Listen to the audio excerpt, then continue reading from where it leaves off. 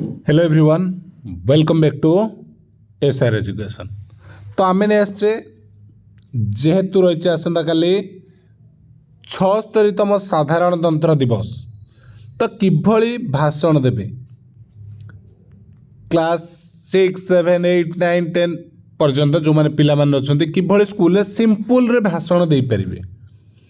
जेहेतु साधारणतंत्र दिवस रहिबो भाषण देवा को समस्त सुयोग मिले, समस्ते इच्छा करते केमती आम आगे दीपद कहबू। तो कौन कहबू देख, पूरा सिंपल अच्छी केमिति कहीपर जो मैंने भी कि तुम सान भाई भौणी मैंने जो मैंने अच्छा कि स्कूल रे भाषण देवाई चाहूबे साधारणतंत्र दिवस रे, तो ये कहीपर।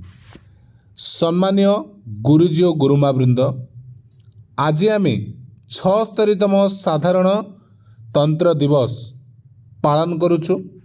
यही अवसर रे मु देश प्रति भारतीय जाति प्रति नम्र कृतज्ञता ज्ञापन करुछि।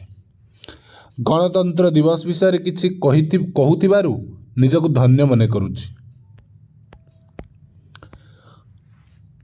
गण शब्दर अर्थ है लोक माने और तंत्र अर्थ शासन। तो आमे समस्ते जानिछे आम देश 1947 मसीहा अगस्ट 15 तारिख दिन स्वाधीन हैला, किंतु 1950 जानुआरी 26 तारिख पर्यंत आम देश रे ब्रिटिश आईन कार्यकारी हेउतिला। भारतर स्वतंत्र आईन खसड़ा बा संविधान सेते दिन जाए प्रणीत होई नथिला। समस्ते अनुभव कले जेहेतु आम देश स्वाधीनता हासिल करिछि, आम निजर संविधान अनुसार देश शासन हेबा उचित। सेथिपाई संविधान प्रणयन संस्था प्रतिष्ठित हैला। यार मुख्य थिले राष्ट्रपुरुष भीमराव आंबेडकर। से थिले भारतीय संविधान रो जनक। भारतर संविधान तैयारी करिबा निमंते 28 अगस्ट 1947 रे गोटे चिठा कमिटी तैयारी करागला, जार चेयरमैन बा मुख्य बी.आर. आंबेडकर थिले। यही कमिटी 4 नवेम्बर 1947 दिन संविधान चिठा आसेम्बली को हस्तांतर कले। दीर्घ 166 दिन धरी यह नागरिकों निमंते खोला थिला और आसेम्बली को थर बसी यह उपरे आलोचना कले। शेषरे 24 जानुआरी 1950 तारिख दिन यही चिठा प्रस्ताव रे इंग्राजी और हिंदी रे लिखित 2 कॉपी उपरे 308 सदस्य दस्तखत कले। यही संविधान जानुआरी 26, 1950 तारिख दिन बलवत्तर हैला, जहाको आमे साधारणतंत्र दिवस भाव में पालन करुछु। दीर्घ 2 वर्ष 11 मास 18 दिन पर आम देश आम आईन अनुसार परिचालित हैला। से दिन आमे संपूर्ण रूपे स्वाधीनतार महु चाखिलु। सेथिपाई जानुआरी 26 आम देशर राष्ट्रीय पर्व। हिमालय कन्याकुमारी, काश्मीर ठारू कर्णाटक, इरम ठारू मातिली, खोर्धा ठारू संबलपुर समस्त यही पर्व को आनंद रे पालन करिथांती।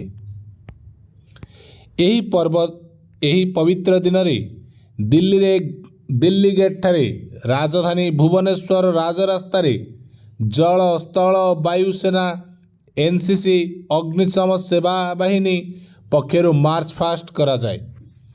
त्रिरंगा पताका उत्तोलन हेबा परे मुख्य अतिथि देशवासी तथा राज्यवासी को वार्ता प्रदान करिथांती। विभिन्न राज्य रे लोकनृत्य दल दिल्ली ठारे रंगारंग कार्यक्रम रे अंशग्रहण करिथांती। सारा देशर सैन्य बाहिनी वीर सैनिक दक्ष पुलिस मानक यही पवित्र दिवस रे पुरस्कृत करा जाए। भारतर श्रेष्ठ बेसामरिक सम्मान भारत रत्न ठारू आरंभ करी पद्मश्री उपाधि पर्यंत राष्ट्रपति द्वारा प्रदत्त हुए। जनता जनार्दन उद्देश्य रे यही उत्सव होता है। त्रिरंगा पताका तले समस्ते एकजुट होई भारतर कोण अनुकोण रे सम्मान जणाई थांती। ସେହି ଦିନ ତ୍ରିରଙ୍ଗା ପତାକା ଘରେ ଘରେ ପୁରପଲ୍ଲୀରେ ଉଡ଼ାଯାଏ। ଗଣତନ୍ତ୍ର ଦିବସ କେବଳ ସାମୂହିକ ଆନନ୍ଦଦାୟକ ଉତ୍ସବ ନୁହେଁ, ଏହା ଆମ ପାଇଁ ଆତ୍ମସମୀକ୍ଷାର ଦିନ। ଏହି ଦିନ ଆମେ ଶପଥ ନେବା ଆମ ଦେଶକୁ, ଆମ ଭାଷାକୁ ସୁରକ୍ଷିତ ରଖିବା, ସମ୍ମାନ ଦେବା, ଶ୍ରଦ୍ଧା କରିବା।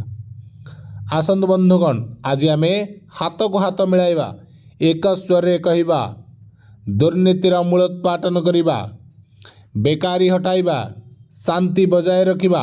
ତେବେ ପାଳନର ପ୍ରକୃତ ଉଦ୍ଦେଶ୍ୟ ସାଧିତ ହୋଇପାରିବ। ଗଣତନ୍ତ୍ର ଦିବସ